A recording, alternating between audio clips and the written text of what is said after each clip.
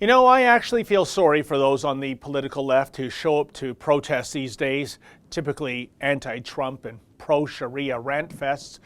First of all, they all seem to be so inexplicably angry, and despite their alleged love of liberalism, so many seemingly can't wait to get violent. That's what my camera person and I experienced last Saturday at Nathan Phillips Square in Toronto. We were there to cover a peaceful protest against M103, a motion that may one day lead to a law prohibiting criticism of Islam, even by other Muslims. Had there not been a large police presence there, including 2 mounted units, the pro-Sharia protesters would have completely shut down the anti-M103 protest. And they would have done so with sticks and stones. By the way, folks, don't jump to conclusions here. More than 95% of the pro-Sharia thugs in the square that day were lily white. At least I think so. So many of them chose to conceal their identities with burqa-like face masks. Here, check it out. Yes, racist afraid again! This is what you're aiming no for, racism in Toronto! This is technically assault. What's that? That's assault. I didn't touch you. You did. No, come on, guys, come on. Wow, whatever happened to freedom of expression the left has long championed? These days, so-called anti-fascist protesters are all about anarchy and chaos and nihilism. Okay, in fairness, they're also very good at coming up with rhyming couplets for the phrase, hey, hey, ho, ho. But I really do feel sorry for these losers. They probably look back at the activists in the 60s who were fighting for things like civil rights or protesting the Vietnam War. But all those battles have been fought and won. And I guess our new age ultra-violent hippies feel kinda left out. Apparently their miserable lives are empty vessels unless they're able to fight for something, anything. And right now the topic du jour seems to be campaigning against Islamophobia, whatever that is. The irony, of course, is both profound and perverse, because these delusional, useful idiots wouldn't last a day in a Muslim-majority country. In a nation beholden to Sharia law, well, they're not exactly simpatico with pluralism and all the freedoms we take for granted in the West.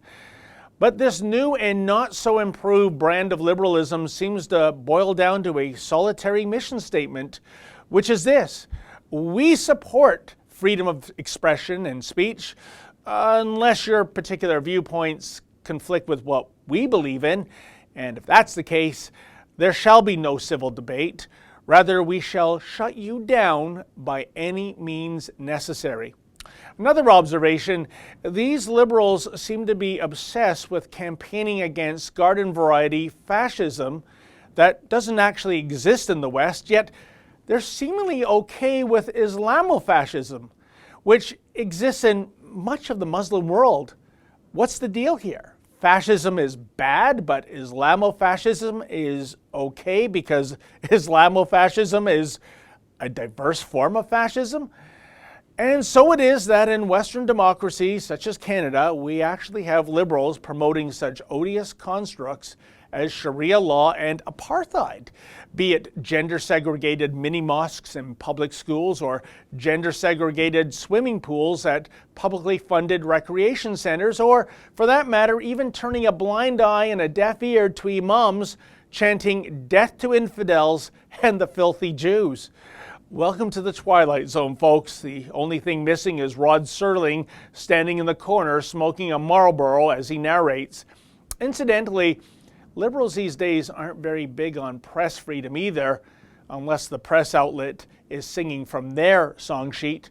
When my rebel colleague and I sought comments from both the M103 protesters and the counter-protesters, several Antifa thugs followed us around, blocking our camera lens and even trying to vandalize the camera.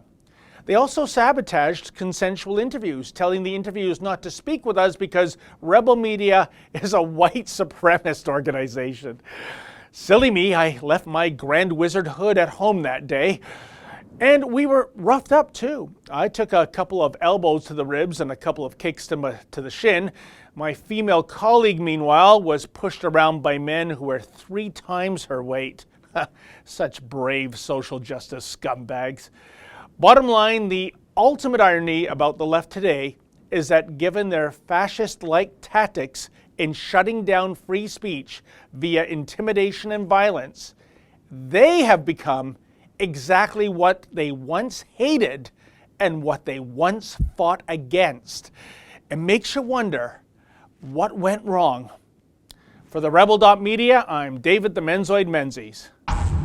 Like what you just saw? Then click subscribe below and never miss another Rebel video.